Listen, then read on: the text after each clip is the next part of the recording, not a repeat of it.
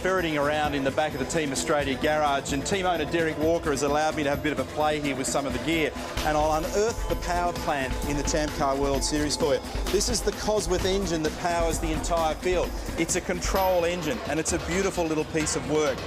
All aluminium V8, 90 degree in configuration, 2.65 litres, so tiny capacity, but forced induction because it's turbocharged. Twin cam, 32 valve, weighs about 120 odd kilos, so it's about 80 kilos lighter than a V8 supercar engine. In terms of grunt, about 750 horsepower. One of the curious things about this engine is you can't own it, but you can lease it. And an annual lease is around about 1.25 million US dollars. And before you fall over the floor gasping, consider when Honda, Toyota, Ford were all competing in this series, those lease figures were up north of $4 million. So extraordinary figures. And in terms of engine life, that's another interesting number. You'll get between about 1,900 and 2,000 kilometres before it requires a rebuild. Top engine speed is about 12,000 RPM, but it's a beautiful piece of work and it sounds the business.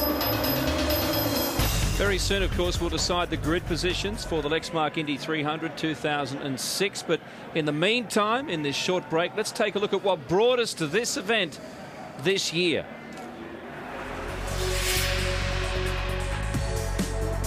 Long Beach, first race of the season, underway and out of control. Oh, Tracy gets nudged by Dominguez. Major carnage down in turn one. It was an early shower for Paul Tracy, while his nemesis, reigning champ Sébastien Bourdais, took the points.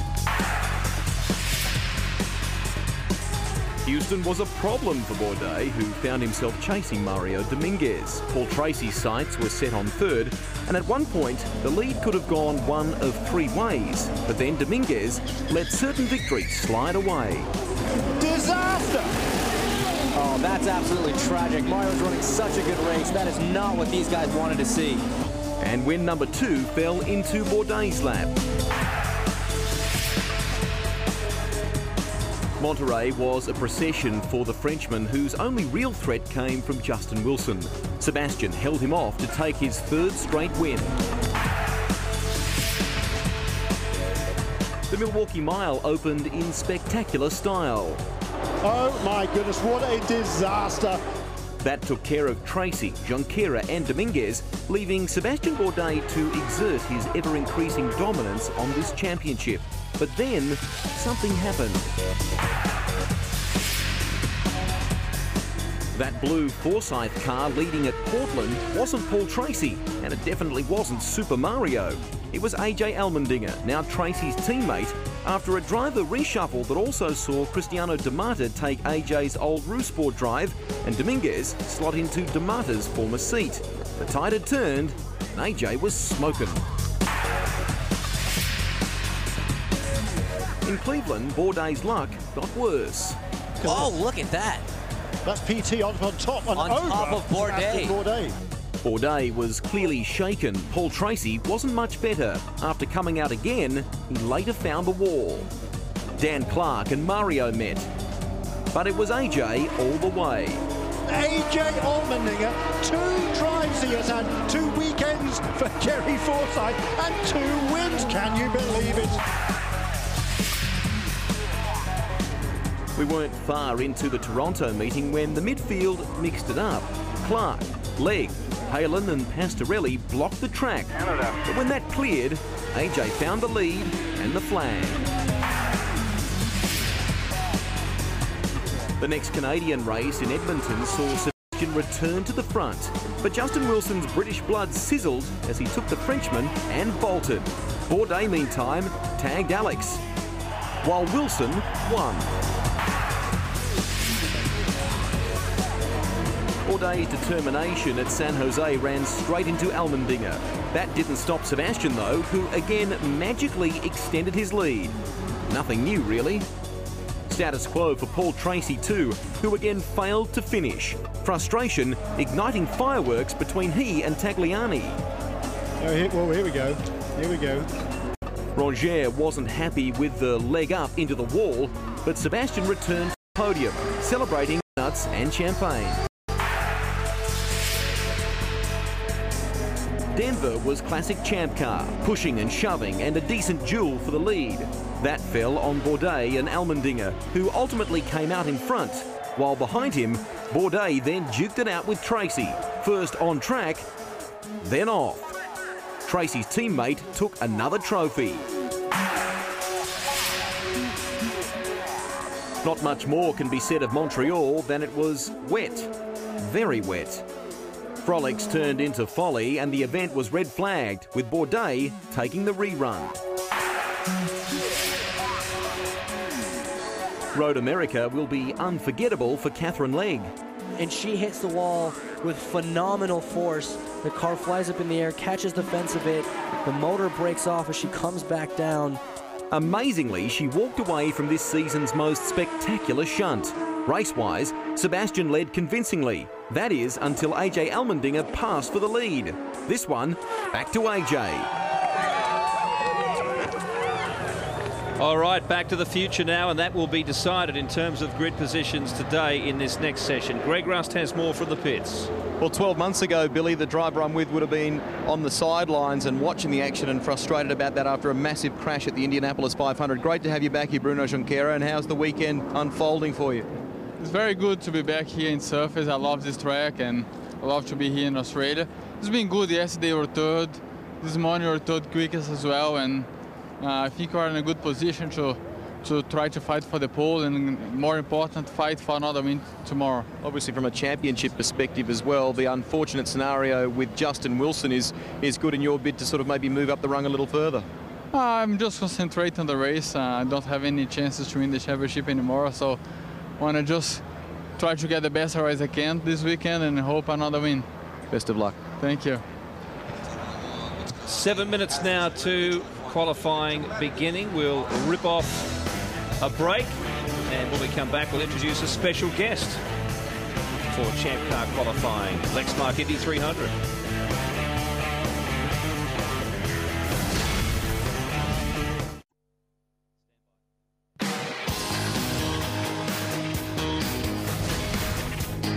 We're back and counting down to the final qualifying session for the Lexmark Indy 300.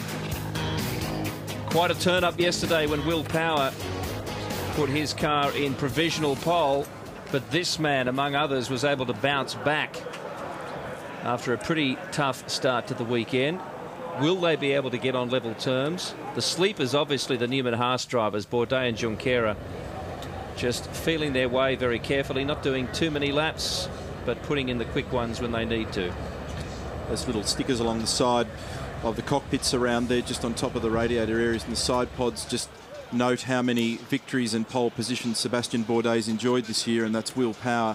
Provisional pole sitter, guaranteed of a front row starting spot by virtue of his fastest qualifying performance yesterday. Drivers being reminded by engineers at the moment that in many cases they've got several changes on the car since they last drove the vehicle.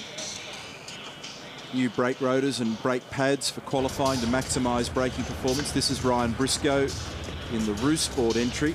It's probably appropriate at this point that we unfortunately, although it's lovely to have him here as a guest, welcome to our Network 10 commentary point Justin Wilson, teammate to Ryan Briscoe. Broken scaphoid bone in your right wrist yesterday. What a terrible shame for you.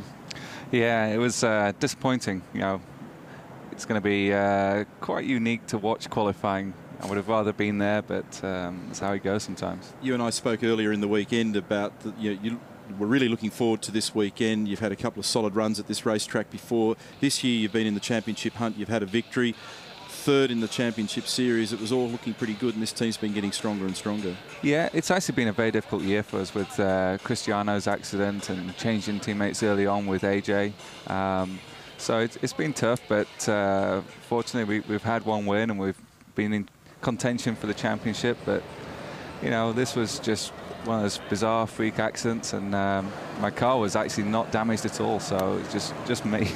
What the last corner, I was just coming through there early on in the session, and you got a lot of steering lock in, and I just brushed the tires they put on the apex of the corner to stop people cutting, and it grabbed hold of the wheel, benched the wheel, and that in turn benched the steering wheel, which my hand was on, and just broke a small bone in my hand. But that's the end of this weekend. It's a pretty weird thing. You've been involved in international motorsport for a long period of time. Have you ever heard of anything like that before? No. Usually in open wheel racing, they tend not to put anything quite like that at the apex. But here, they've tried different things over the years, and they decided to try and go with this technique, see if it could help things. But I think it did more harm than good. So. Hi AJ, how you doing? So yeah, unfortunately they've learned from that, and they've made some improvements for today. Lee Diffie has more from pit lane. Well, Justin's boss is the president of Roo Sport, Jeremy Dale. He said, how did you guys steal my driver? I was wondering where he was. But listen, let's not talk about Justin. Let's talk about Ryan Briscoe. This is a big moment for him. Yeah, it is. I mean, it's a big weekend for him. And what we're trying to do is not put too much pressure on him. You know, he's a real pro, and he'll do what he needs to do to be quick and to make progress and figure out ChampCar. All right, we'll come back and talk to you later in the session. We're into pre-qualifying for the final qualifying session, or the 15 minutes of practice as a prelude. Practice 4 officially. It's a 60-minute session, which initially sees 15 minutes of practice followed by a 10-minute pause, and then 20 minutes of the actual second qualifying session. Exploratory laps now. For many of these competitors, they're going to look at the condition of the racetrack, and it's going to look so much different to what they saw earlier today in their third practice session, and dramatically different to yesterday's scenario. There's been water on the track, so we've lost a little bit of the rubber. There's a lot of rubbering in process in the last couple of days, which has improved the lap speed on the track. The temperatures for you, Neil, just quickly, you know that the Bridgestone technicians talk in Fahrenheit. The Americans, 81 degrees air, 96 track. The conversion, 27 degrees. Ambient temperature, 35 on track at the moment here. 13 drivers out on the circuit at this stage, and more filing out. In fact, only 3 as I speak remain in the pits. Rain is about 80 kilometres south of the Gold Coast. We had a little splash earlier on just after the practice session.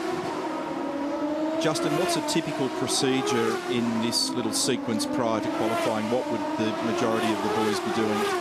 Well, you're just getting warmed up before you really go out there and attack. So in this session, it's your last chance to try one more change before you get into it. You're trying to work on that balance, make sure that it's as good as you can get it in the time available before you go into qualifying. So, everyone's here is just warming up, getting ready. They'll probably do 5 or 6 laps. If you're struggling, you might put another change in and try and get 2 runs out of this session. But, you'll see the front-running guys just do 1 5-lap run, check everything's okay, park the car, and get ready for the qualifying. And I assume on a relatively low fuel load at this point to simulate what will come next? Yeah, it's the usual. Just try and keep the fuel load to the minimum.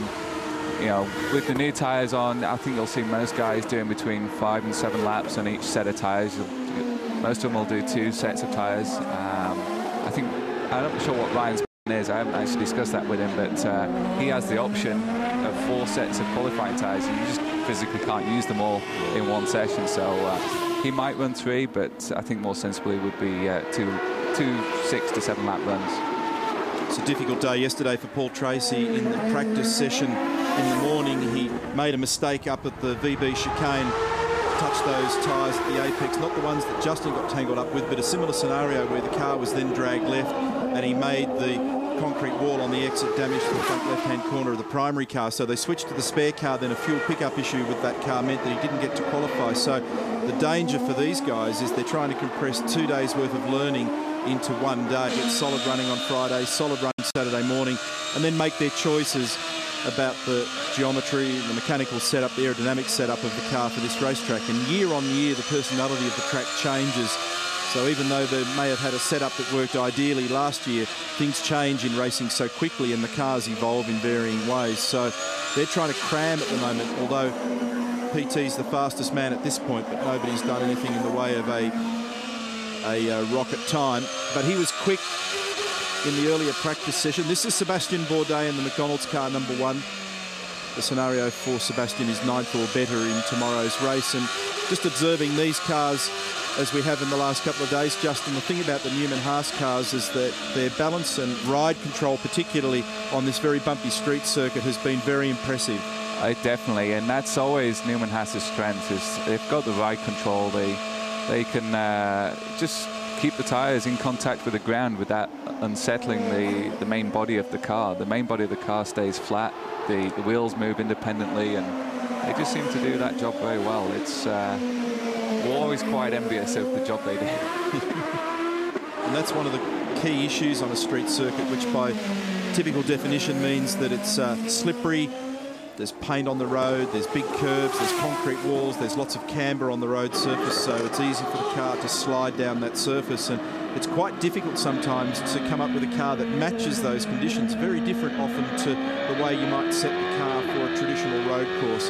This is on board with Will Power heading up towards turn 7 to the VB chicane. Bit of a scrappy session for Will in that previous practice session, and we heard Derek Walker say earlier that they actually changed some things on the car. It didn't really work, and so they'll go back to what was good on that car yesterday.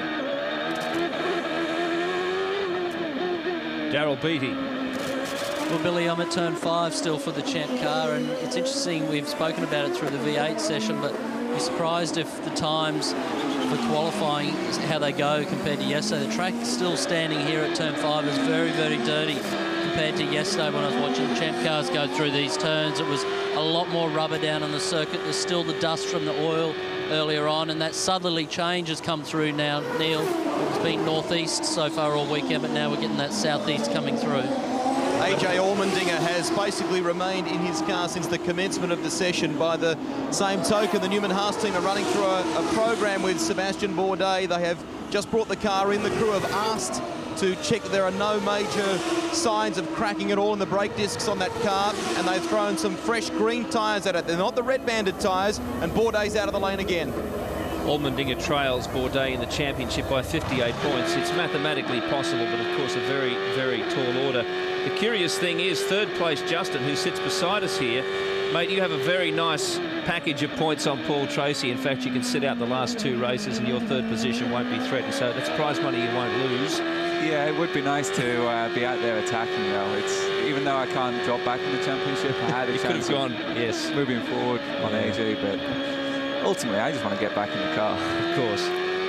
I was interested in Daryl's comment there that the southerly change has come through. That was forecast to come through the area around about 3 o'clock, so it's an hour earlier than forecast. That could have some bearing if the temperature varies. Certainly wind direction can often affect the performance of these cars aerodynamically, and also sometimes in the gearing. As we mentioned a couple of times over the weekend, in a ChampCar you're free to make little gearing changes, which we're not able to do in V8 Supercar where the ratios are fixed. Yeah, I just noticed on Will's left-hand rear tyre is looks like he's brushed the wall or something. Oh, it's got a little scuff on it, has it? Yeah, it definitely looks like it. So he's been running the maximum width of the track all weekend. There's not much left. He's getting it all out. He's the fastest man on the track at the moment. He's done a 34.4 in his session. Nelson Philippe, second quickest, 34.5. Then Mario Dominguez, and we've got a red flag here. And I can also hear Paul Tracy on the radio complaining, oh, this is Antonio Pizzoni. It's a car that we looked at in pit lane just before the start of this session, and he's just nudged up there at turn 12, the left-hander that brings you onto the straight. This is the corner that Justin described earlier where he clipped the tyres at the apex, and that's pretty deeply buried, and the front right-hand corner of that car has got some damage together with the front wing assembly. Ryan was lucky on that corner earlier today. In fact, a few drivers have struggled there. Ryan didn't hit the wall on that occasion, but Pitsonia on the exit has gone in. We'll have more on that when we come back from a break.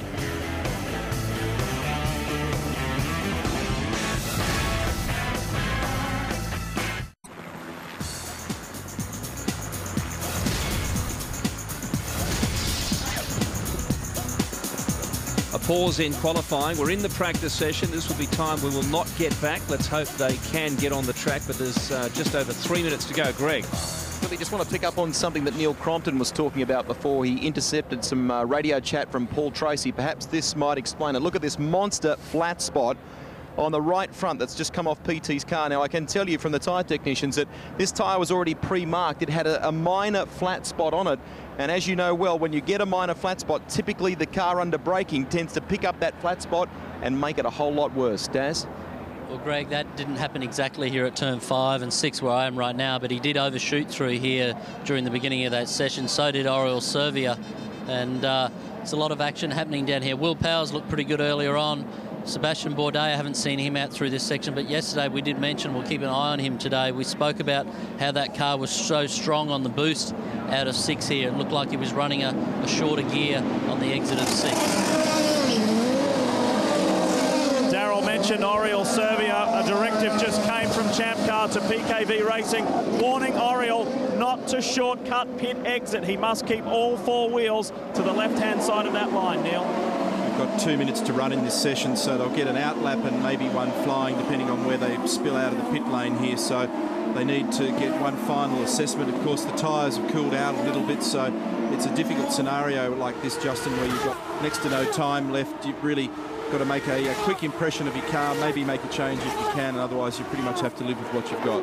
Yeah, you just want to make sure that, you know, if you didn't get up to speed beforehand, this is your last chance to really work out if that last change was any good, and you know whether new tyres is going to suit it or make it worse. Do you go back? There's so many question marks with a red flag like that. You don't know what to do. Your impression of the racetrack this year versus last, track surface, bumps, curbs, and so forth. Any comments there? Yeah, it's very similar. There's a couple of small changes, just a couple more bumps. Looks like they've patched up some places like at turn 5, 6, and then obviously the curbing changes on a yearly basis. On what they do with those tyres, you can see as Ryan goes past them. The curbs themselves seem to be fairly consistent from my experience. With your teammate here, Ryan Briscoe, on board at turn 8. I don't suppose you've had a lot of chance to chat with him, Justin, really, although he's been with the team a little while, hasn't he? Yeah, I was actually at the test he did in Sebring, which is the evaluation test. We tested 3 drivers, and we felt Ryan was going to be the best choice to finish out these last 2 races. It's not an easy circumstance to come in with. You know, you've got to learn the car, you've got to learn the track, and you've only got two race weekends where everyone else has been at it a whole season. They've had a lot of testing, and you know, you're just up against it. So Ryan had got the most experience to make the most of it, and you know, he's doing a good job. He's a nice enough guy. He's sensible. He's working it out, and you know, you can try and help him, and he takes it on board. So that's good. It's an odd situation as we see practice coming to a close in this session, and then we'll have a 10-minute break. We'll get back to that. We'll get back to the pits. Well, Will Power, you're obviously pushing pretty hard. Both the left-hand tyres on your car had blue paint down them. Yeah, actually, I just grazed the wall when I passed Catherine Legg, so I was going a little bit slower, and yeah, it wasn't from pushing hard. It was from just a little mistake. You seem to make a few changes this morning. Have you reverted back to yesterday's setup? Actually, yeah, we've gone back to the car we had yesterday.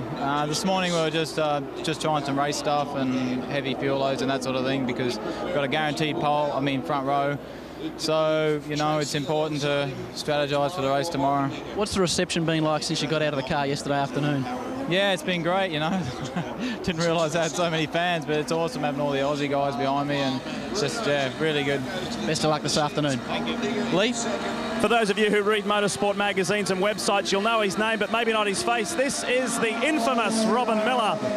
Great to have you in Australia, mate. What's your thoughts on the championship at the moment? Well, you almost wish that, you don't wish any bad luck because Bourdais is such a good driver. You wish there was a little bit closer. You wish Allmendinger hadn't had that DNF in Montreal when he was leading. That would have really made things interesting. And so would the fact that if he'd have started the season out with foresight, what would this championship look like? But I think what's good about coming here is this street course demands so much of a driver, and they do such a good job on the TV sets around here. You can see the undulations in the track and how rough it is, how precise you got to be. And there's more racing goes on here in about an hour than there does in a NASCAR race in 4 months. Good having you here. Good talking to you, and we'll chat again tomorrow. Robert Miller never holds back, but that's what we love about him. It's one of a rarity in world sport, let alone motor racing. We'd love to thank Justin Wilson for joining us today. Before we let you go, though, Justin, and go to a break, the use of the red banded tyre, I mean, obviously in qualifying, they tend to all come out around the same time in the session. I suppose the real interest in their use is strategically during the race. But what can you tell us about how they'll be used today? Yeah, today, I think most people yesterday used one set of red tyres. You get 2 per weekend. So people used one set yesterday because they weren't sure if today was going to be dry. You need to go with a safe bet today, so you use the second set. And, you know, it looks like Paul's going to put him on first. He's obviously concerned about the weather closing in, and he wants to get a good time out of it straight away.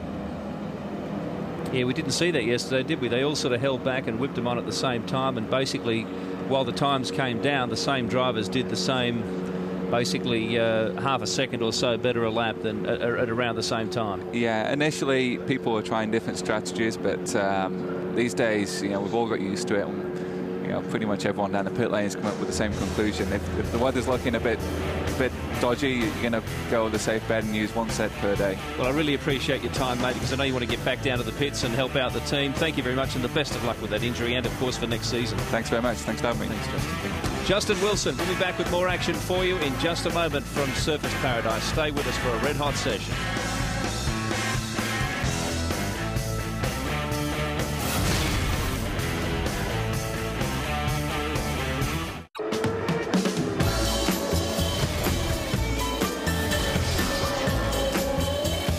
Gentle southerly lifts some sea spray onto that back straight there, and emerging from it, Roberto Moreno in next year's ChampCar, the beautiful Panos. And Neil, by anyone's standards, this is a nice looking bit of gear in many ways. More compact than the current car, and they're not going to be running on oval tracks now, so that's afforded them a chance to change the design of the car a little bit. Before we talk more about this 2007 car, we'll go back down to Mark Howard. Thanks, Neil. With Rocket Sports' Antonio Pizzonia. Antonio, what happened? Well, I think I had some brake problems, and the front wheels were locking everywhere, and unfortunately on my last lap, I had a really big lock up and just hit the tires. You know, it's a shame really, because this morning we were doing quite well. And now I'm not sure that we're going to have time to fix the car for qualifying. And even if we do, we won't have time to do all the measurements and everything. But we'll see. We'll try our best, and hopefully we can go out again. There seems to be a lot of dust, etc. on the track. How is it compared to the qualifying period yesterday? The track was definitely a lot quicker this morning, but between this morning session, the last session, I think with the rain, a little bit of rain that we had, it kind of made the track a little bit worse. But it should be okay for qualifying, you know, with all the cars running. Thanks, Antonio. Thank you.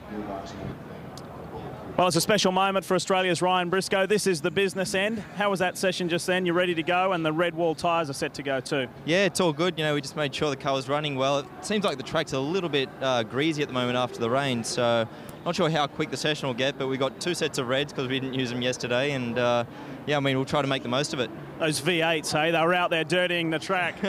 I know, those bloody V8s. Jesus. Well, listen, have a great qualifying. We know how important it is for you, and it looks like the weather's on our side. Yep, excellent. Thanks. With Neil Micklewright from Forsyth Championship Racing, just how is Paul feeling at the moment? In that session there, you've been trying to fine-tune more from the car.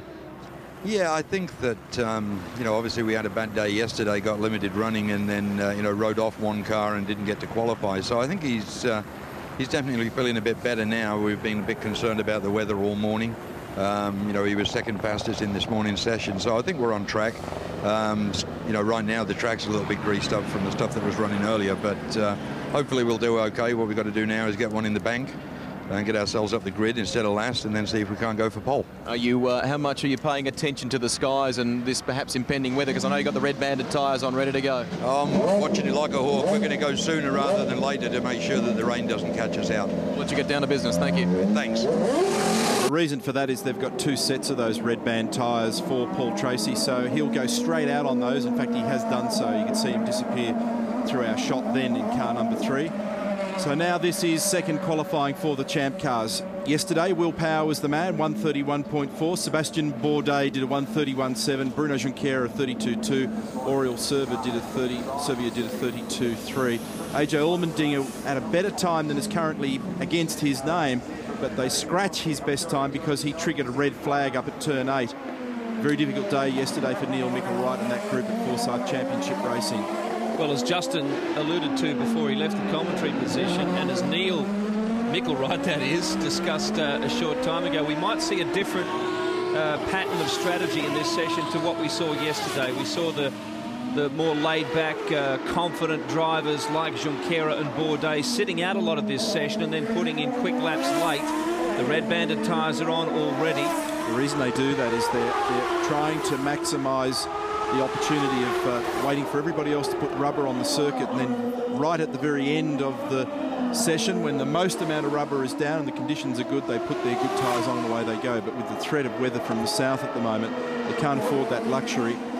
And there are some who have 2 sets of these tyres available to them, so they need to do a banking lap, and then they'll perhaps consider some changes to the car, and then they'll go ahead and put another set on later. This is Charles Walsman, who was last year's Atlantic champion.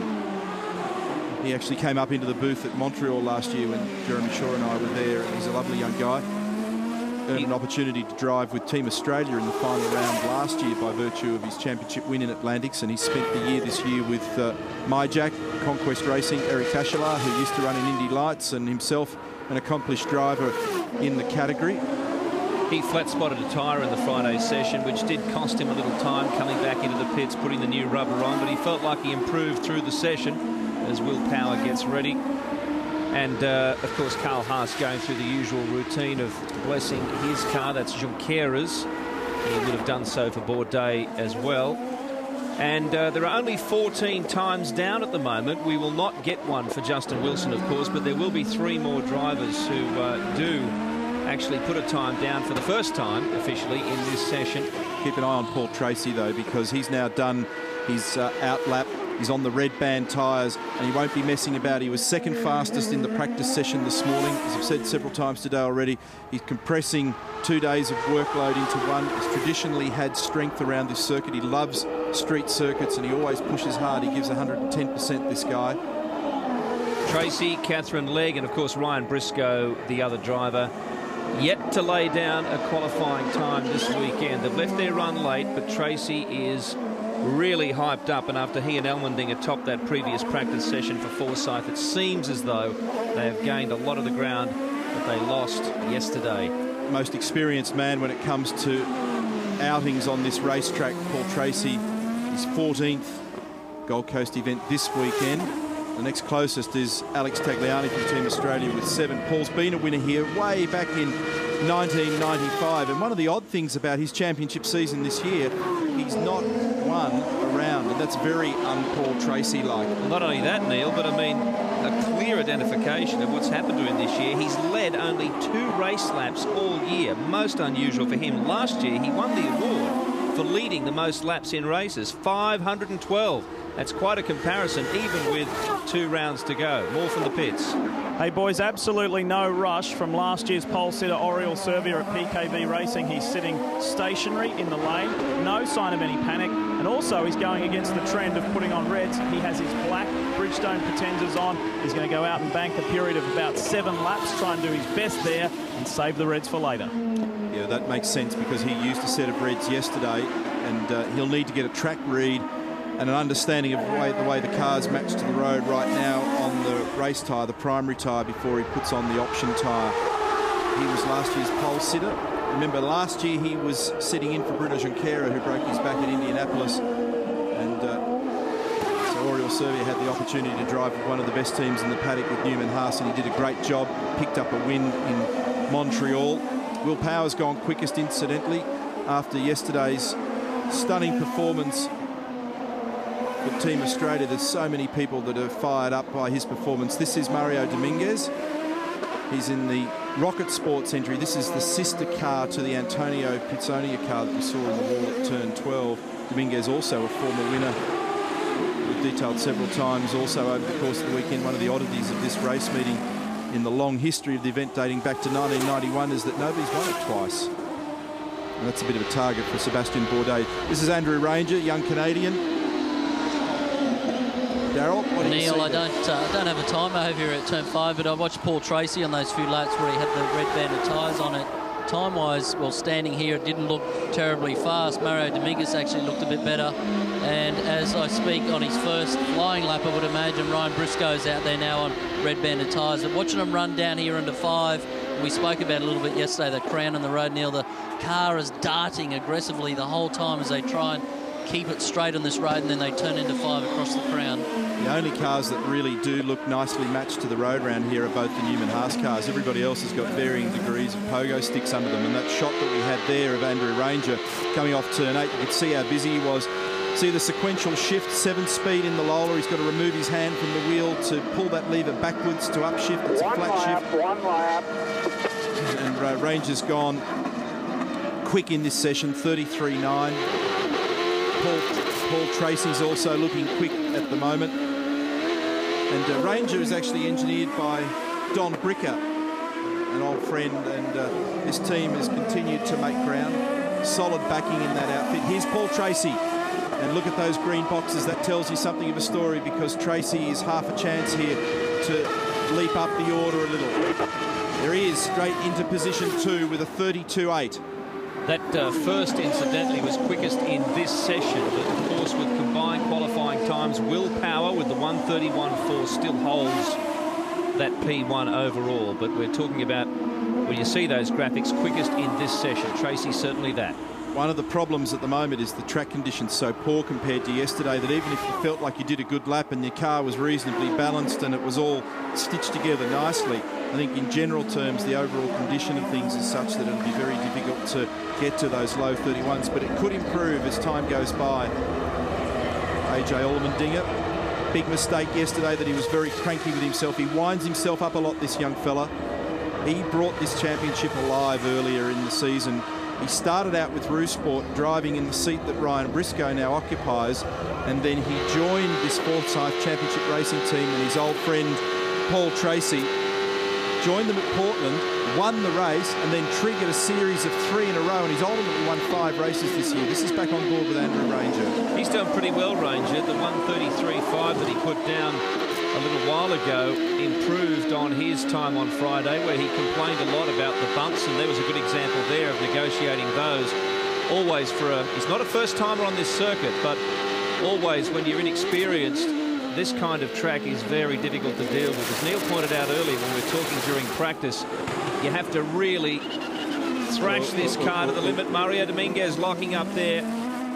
That's what happened to Pitsonia in that earlier practice session. Pit now, Mario, pit now. So live radio there from Rocket Sports, bringing Dominguez into the pit. That's his 3rd team this year. Started out with Forsyth, spent some time with Dale Coyne, just recently picked up this drive and this new deal. Charles Walsman in. That's Rich Howard walking around the front of that car. He's the crew chief for that outfit.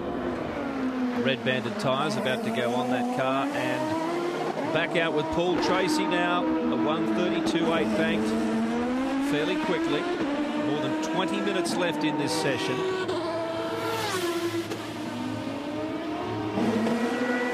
Day's only done 2 laps. More green boxes for Paul. So can he crack the 132 barrier and start hacking his way down towards Will Power's benchmark time from yesterday? Massive amount of experience. 248 ChampCar starts to his name. 30 wins, 25 poles, 72 podiums. And it was an emotional Paul Tracy that won the championship here in 2003. Finally with that breakthrough win, and he broke down at the end of it. He's been signed to a long-term deal with Forsyth's operation. He's also been dabbling in a little bit of NASCAR racing, and that may well be his future ultimately, and he now goes to the top of this session with a 31.9. So we're in the 31s, so the track is improving.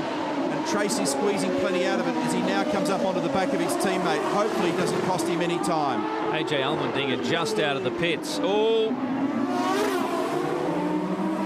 The shortcut there. He saw him and he just cleared the area in the second chicane, the cars guide chicane, to just make space for him. Hopefully he didn't put a mark on that tyre set. That's Allmendinger there. Tracy's already gone by. And this is Will Power. The difficulty in these sessions is that time seems to fly when you're sitting back waiting for clear track and maybe strategically hoping for that last strike in the session. You can strike traffic, and if there's a red flag, you lose the opportunity altogether. Greg. We're with Chris Mower from the MyJet Conquest Racing team, who engineers Charles Walsman. He's been on the radio a fair bit. What's the main thing he's looking for at the moment, Chris? Well, like most cars here at the moment, we're lacking a bit with the traction. We need to improve that. But he's also still trying to get used to the track. It's his first time here. It's a very technical track to learn, so hopefully we'll be able to do it in the next outing. Thank you. It's interesting, Neil, watching Paul Tracy during those laps, how I commented earlier, he was put in a few hard laps, then he went around and let those tyres cool down for a lap or two, and then he's done his best laps on those last couple. He's just overshot through 5 and 6 here. His teammate AJ Allmendinger's on the normal tyres. He hasn't got the red band of tyres on at this stage. Ryan Briscoe was in the 135s yesterday. This morning, when he finally got back on track, remember, of course, he missed qualifying yesterday. He was in the 134s. Now he's in the 133s. And here's Sebastian Bourdais, championship leader, not on an overly quick lap at the moment, but, of course, still winding up to best speed. But Briscoe, one to keep an eye on as well. He's in the 133s. He's a fair way down the order, of course, because relative to the other drivers, they're all cranking down the times too. We'll take a break. Bourdais way off the pace on this lap, but watch as we have 18 minutes left to go in this session. Plenty of opportunities still to come.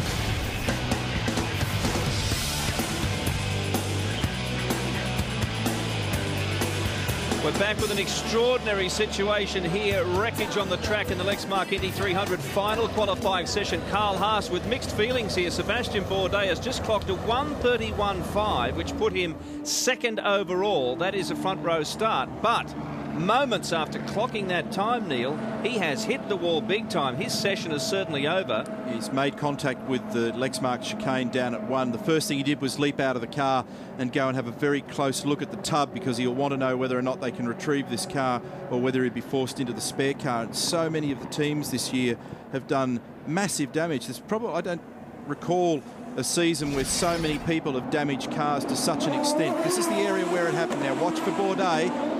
Leaps over the curb, big contact with the wall there, took the front left corner straight out of it. Here it is again from on board. Leaps the curb, car flies, smack straight into the wall. Now, we lost time in practice earlier, you would have noticed, because of a crash, but in qualifying, you are guaranteed 20 minutes of running time. So, and just to make a small amendment to what you said there about his time there, Billy, when you trigger a red flag, they strip your time away. Yes, so even though Bourdais' time was good enough, being the fastest today would give him a guaranteed front row position, even though nobody has eclipsed Will Power's time. But the fact that he triggered that moment means they sin bin him, and they strip that time away and they go back to the previous time, which now pops him back to third. Well, obviously the replays revealed it was all his own work, so yes, as soon as that was clarified, he has dropped down the order 1 position. That is third overall. The reason this happened is he launched the car across the curb. Watch this as we slow it down for you. Look at that. Motocross Alola had 6 inches under it there with air. He's got the lock on it to try and avoid the wall. He knew it was coming, and it's torn the left-hand side out of that car. Side pod, all the wishbones, wheel, brake ducts, front wing assembly. That'll be an easy $100,000 accident, possibly more. Probably damaged the floor and a big chunk of the electronics and oil and water system down that side of the car as well. So that'll be a lot of work for those guys, and one would think that they'll probably go straight to the spare car Greg can add. And as you can imagine, at this time, the team are pretty deflated. Craig Hampson, what's your thoughts? Well, my first thought is thank God he's not hurt. I mean, really the one thing that could lose us the championship is if he gets hurt and isn't able to run in the last 2 races. And so that's pretty close to him getting hurt right there. So thank God he isn't hurt. Beyond that, you know, the tire mats, tire bundles, they claim another victim. You know, Forsyth has destroyed 2 cars yesterday. We saw Justin Wilson hurt his wrist around here, and it looks like we just summarily destroyed a car. So, yeah, we just misjudged it and hit the tires too hard. Craig, the discontent about this issue is you know, accentuated once again. I mean, is there a solution to this? What do we do in terms of the tyre bundle problem? Well, I think we don't use tire bundles, if you could. I mean, we just need a sort of a better curbing system, I think. Something that prevents the drivers from driving up and across the center of the thing, but something that when you hit it doesn't toss your car so bad that you destroy it. But I mean, we're running between walls, so you're always going to hit things. It's just the exit of turn 2 is particularly treacherous and bit us today. Tough run. Thanks. Neil, if he gets in the spare car and can get that going, he'll have to use that car to qualify, won't he? Will he be able to? He won't be able to rely on the qualifying time he has now. I need to double check the rule book, but I don't think he can get in the spare car now, but he can tomorrow. I think right. his day's done, but I'll clarify that. But there's very little time left in this session. Even as I said, guaranteed 20 minutes of running time in this final session for obvious reasons, because you can't have carnage on the track upsetting the paths of other drivers. So of the 30 minutes, they do give them a guaranteed 20. So this will delay the qualifying session today. Just running through the times, Will Power's 1:31.4 is still best. That's from yesterday. Will's only done a 1:35.3 in this session.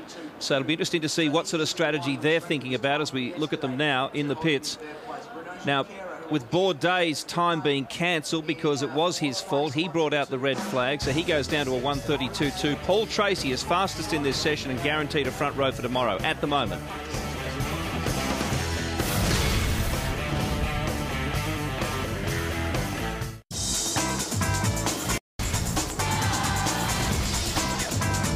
Just over 6 minutes left to go in this session. It's been an excellent job by the track marshals to clean up as we see Bruno Junqueira, after his teammate Sebastian Bourdais put his car into the wall, brought out the red flag. Junqueira with a little area there, but in the runoff safely back into action. And here's another little left front lockup, just going straight through the Barter card S's there.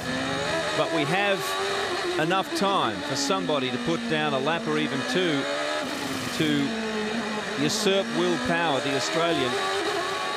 He is a guaranteed a front row start, but at the moment his time from yesterday, 1:31.4, has been good enough to stay in P1 as we see Ryan Briscoe out there. Here's Sebastian Bourdais walking back through pit lane. Briscoe is in 12th position at the moment. Of course, he didn't get a time yesterday, so that's from his time of 1:33.6 today, which is a great improvement. He's grinding it down.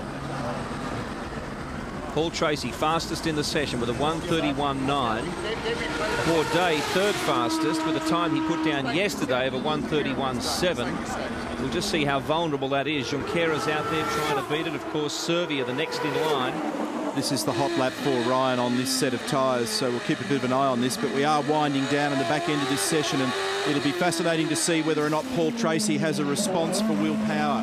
He's sitting on a 31.9 at the moment. He's comfortably the fastest man in this second qualifying. Have they made an adjustment to the car, and will they get more out of the second set of tyres? Let's go back down to the lane. Sebastian Bourdais, that was a tough break. Just run through what happened for us. Well, I think it's just a great vision of, unfortunately, what the curves are doing for us. You know, you've got to get closer and closer and closer from the tire mats, and unfortunately, if you happen to touch it, car takes off, and by the time you get back in contact with the ground, it's already in the wall. So you know, it's a little bit of a tough break, but you know, I made a mistake, and it's the same game for everybody. But it's pretty much a very expensive game for the teams. Thank you, Sebastian. This is AJ Allmendinger here. His teammate Paul Tracy has hung up in a bit of traffic behind him, so I don't know how clear Paul can get, but this looks like it could be okay. And he just made a mistake. Allmendinger just went straight through the VB chicane, so that's going to be costly for him at this critical point. Tracy has hung back. He's taken himself away from that traffic. I can't pick whose car it is, but this little mistake here from AJ just comes at a very awkward time as we count down to the back end of the session. AJ's down in 6th at the moment. He was very fast yesterday, but they stripped him of his time because of the mistake at turn 8. Away he goes again now. 3.5 to run to the end of this qualifying session. He'll get 2 laps in, probably, depending on traffic.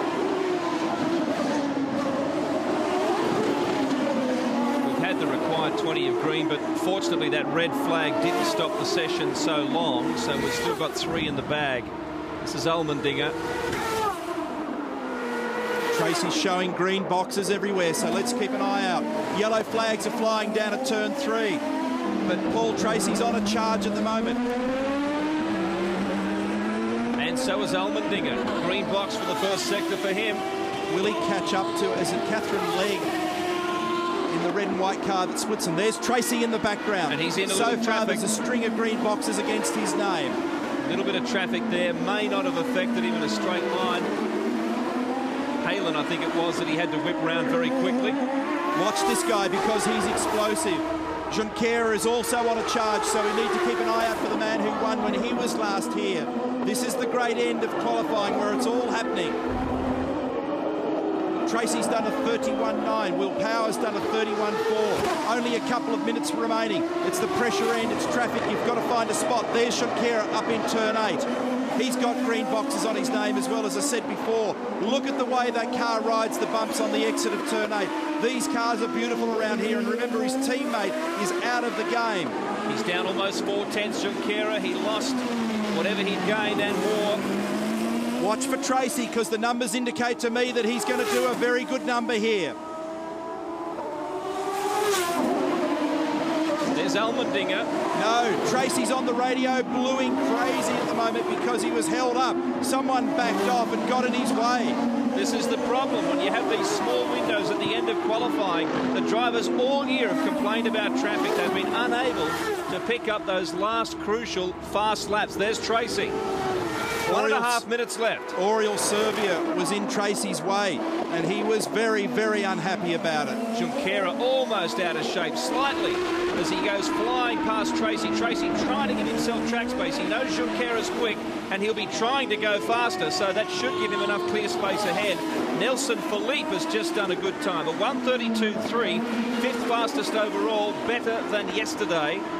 Problem for Paul, he's taken a sting out of that tyre set. Once you've taken the green edge off the tyre, it's very, very difficult to recover.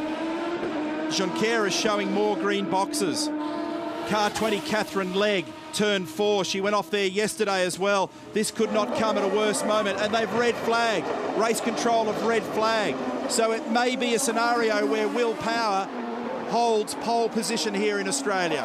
And the good news for Will is he put down a 1:31.8 in this session, which was only 4/10 of his pole, what we think might be pole time. He's got a pole. He's got a pole. It's red flag. They've thrown the flag. It's job done.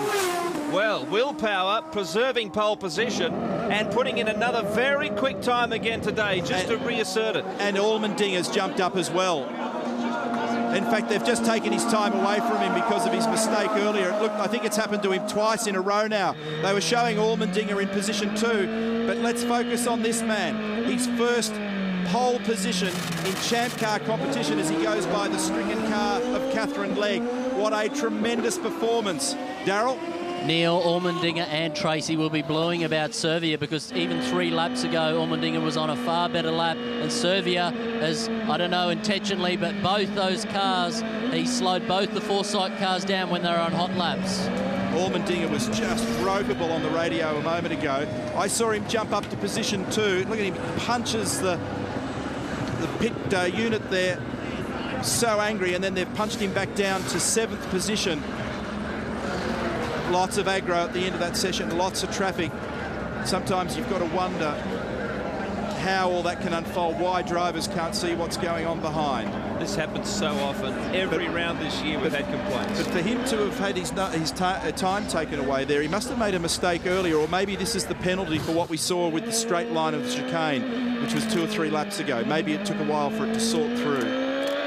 Remember, he put the car to the wall yesterday and lost his best time. It's been a tough day, and Will Power acknowledging what is obviously roars of approval from every bank of spectators. 7th driver this season to grab a pole position. Bourdais with 7 of them. Allmendinger 1 in Cleveland. Dan Clark had a pole at Road America. Dominguez pole in Houston. Wilson a pole in Toronto. ChampCar a pole in Portland. I think this is the incident that has cost AJ Allmendinger. and it's taken a while for ChampCar Race Control to deal with it, despite that strong time. But all the focus at the moment is on Team Australia. One more championship point takes him a little further away from Dan Clark, his rival for Rookie of the Year honours. 9 points the margin now. And Clark's pole at Road America was jagged in wet and dry conditions. This is all his own work. He thoroughly deserves this pole position. He was quick all through the day yesterday. He worked up to that great time, and today he went within 4/10 of it again, so it wasn't a flash in the pan. And that shows that in whatever the conditions, this car, this driver is quick. Isn't that it's extraordinary how it's come together for him, Neil. Enormous pressure. Crew Chief Les here just helping him get the helmet off, and that's a tremendous performance 1 year on from when he first joined this series. Congratulations to him. What a proud moment. Lee Diffie is about to greet that smile. Well, boys, this is an amazing feeling down here, and the emotion from team owner Craig Gore. It's incredible. Huge cheer from the corporate boxes above and everyone in pit lane. Will, that was awesome, mate. Your first pole here at home. That is awesome. I can't believe it. You know, I'm just so happy for Derek Walker and Craig Gore because of all the effort and money they put into this team, and to repay them with the pole position is just great. Taking on the best in ChampCar, the Tracys, the Bourdais, and you've beaten them at home. How does this vault you to tomorrow's race? Yeah, it's the best possible start we can have for tomorrow. So, you know, we still got tomorrow to come, but we're starting in a good position. The car's really good. So let's just hope we get to the first corner and see what happens. Well done, mate. Congratulations from everyone. Thank you very much. Well, both the Forsyth Championship Racing drivers are pretty unhappy. AJ Allmendinger won't talk to us at the moment.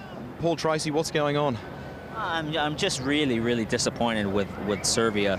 You know, he came out of the pits and I was on a flyer. He let AJ go through and then held me up for a half a lap on cold tires, wouldn't let me go by, so I had to back off. You know, I had a quick lap going, I had to back off. And then I had, you know, one more lap and I caught him and he held me up for the last 3 corners, wouldn't let me go by. He was backing off, wouldn't let me go by, and, you know, I was half a second quicker on that lap and it ended up losing time. So just really disappointing because we had, you know, we had a pole lap and got it, you know, basically thwarted by a guy who wouldn't let me go by. Paul, is that something that you'll take further, either with the officials? Is that the sort of thing you guys? We'll try. I mean, the countless amount of times that I've lost my lap for holding people up is you know, I can't tell you how many times I've gotten my laps taken away, and you know, all we can do is complain about it and see what happens. I know you're pretty upset about this at the moment. Just quickly, you've made a great recovery considering the time that the team lost yesterday. Where's the car at from a race perspective? Well, I think we're right there. You know, obviously we made a good recovery today. We were second quickest this morning. I feel easily could have been on the pole today. We only lost out by just a hair.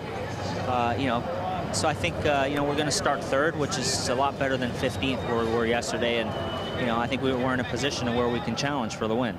Best of luck, PT. Thanks. Well, Servia's benchmark time, the one that's got him 6th overall, third row of the grid, is yesterday's time of 1:32.3. Today, Neil, his best time was a 1:33.6. So what he was doing out there, you have to agree with Paul Tracy when he's asking that question. What's interesting when you look at the times is that Will Power's 31.8 in this qualifying session means that he's topped the charts 2 days in a row. So it's an emphatic stamping of his pole position both days, and that is a tremendous performance for Will Power. And what was also interesting was that I briefly saw a 31.5 pop up for AJ Allmendinger and then was subsequently taken away, and I'm certain it was for that run, that straight run through the chicane 2 or 3 laps earlier, which we replayed earlier. But that was only a couple of hundredths of a second slower than Will Power's time, and that's the reason why he's so cranky at the moment. Oriel, Paul Tracy has just done an interview on our television network. He said he's going to complain to ChampCar officials about you holding him up, and he's absolutely livid. What's your response? Tracy complaining? That must be a first. Well, you know, he goes out there and he expects the clean track in front of him. I mean, ChampCar has been very good, very tough on everybody because they don't want people screwing with other people. But, you know, if I'm doing my qualifying, it's not like I'm doing something on purpose to me in the middle of the road. I'm just trying to do my qualifying, and I let AJ go, who was much faster than me. But then, Tracy, I'm sorry, there was only 3 minutes left. I cannot let him by too. You know, it's up to him to find his space and do his qualifying. I'm sorry if, you know, I was on his way, but, you know, it's qualifying. Everyone is trying to do their best, and I definitely had other things in mind than screwing Tracy. I really wanted to put a good lap together, and that's what I did. On a positive, how's the car for the race tomorrow? The car is improving. We had a problem in the morning. The differential broke, and so we couldn't try lots of things that we wanted to try. And yesterday we were P4, and today unfortunately went back to P6, basically because we couldn't keep improving the car as we wanted. But, you know, the car is fixed now and should be in good shape for tomorrow. Last year I started on pole and I was taken out in the first corner. So this year I'm going to be able to see it a little bit from the third row. I'm going to be able to see what's going on at the front and hopefully take advantage of that. Looking for a better run tomorrow. Greg? Well, there's 2 Australians in the top 8, Lee, and we're enormously proud of that. Ryan Briscoe, well done. Yeah, thanks very much. You know, we had to try and catch up from yesterday, and unfortunately with the rain this morning, the track was a bit slower today, so really had to work hard out there, and I would have died for another couple of laps. You know, we got the early red there, and I did my best lap while the tyres were still coming up to temperature. So I'm really happy, you know, just coming to terms with these cars and the grip of the new tyres. These red tyres are awesome, and you know, you can just go so much quicker than what I was imagining. But really happy, you know, it's just great to be in the top 10, 8th as it is, and you know, just looking forward to a great race tomorrow. Glad to see that you're reveling. That's qualifying. What about it, you know, as a race car? Yeah, I mean, as a race car, I think we started the weekend with a pretty good race car, and we've had to tweak it a little bit to try and improve it for qualifying. So we'll probably just revert that a little bit, just to try and look after the rear tyres. From what I'm told, it's a bit of an issue in these races looking after rear tyres. So we're going to sit down and talk about what we can do for that. You know, there's another Aussie enjoying the limelight at the moment, but you've done a terrific job, mate. Best of luck for the race. Thank you. Thanks. We need to clarify, Ryan was one of 10 drivers, as we have a look at the wreckage of Bourdais' car. Ryan was one of 10 drivers to better their qualifying time from yesterday, but he is overall on combined times 11th on the grid. He was 8th fastest in that session, but 11th on the grid. Neil?